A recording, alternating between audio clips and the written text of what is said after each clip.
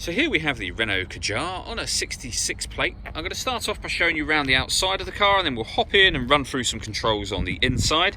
But from the outside you can see it's a 5-door car with alloy wheels. Let's start off inside the boot and then work our way around the rest of the car from there. So as we approach the boot, you'll see that we've got plenty of space in there, along with that 60/40 split folding rear seat. We also have this vinyl boot liner, and then you can lift up the tray sections to give you even more boot space underneath. Okay, so we're just going to work our way back round to the front of the car, and then we'll hop in and run through some controls on the inside. But now that we've done a full circle of it, you can see it's in excellent condition the whole way round. Just briefly before we climb in, I think it's well worth seeing the interior from this exterior point of view. There's plenty to run through on the dashboard, so let's hop in and we'll do that right now. Okay, now that we're inside the car, we're going to start with the dials. In the centre, we have the digital readout for the speedometer and the rev counter around the outside of that. At the bottom, you can see the total miles for this car, which are 19,746.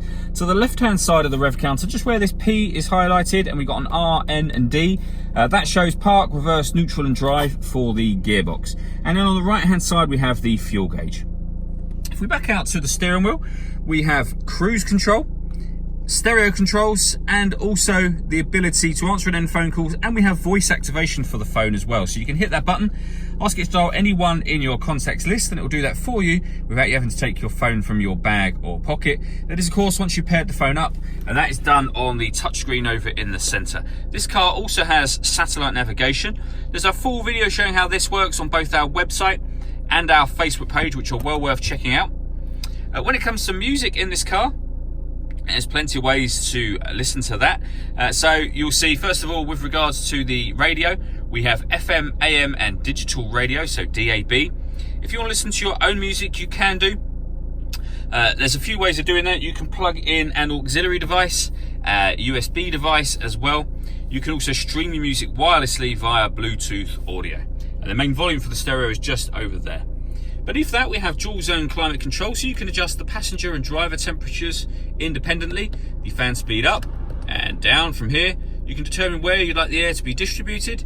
This button turns the air conditioning off or back on again. Or you can hit auto, and the car will now maintain those temperatures by taking full control of the fan speed. And you can hear it doing that in the background. To override that, simply readjust the fans to whatever level you want them back on. Underneath that, we have two USB inputs, which I mentioned previously, the auxiliary input and a 12-volt charging socket underneath that cap. We then have the gear lever for the fully automatic gearbox. All that leaves me to say is thank you for taking the time to watch this video. If you'd like to come and see the car in person and have a test drive, please feel free to call any of our MJA sites. We'd love to hear from you soon.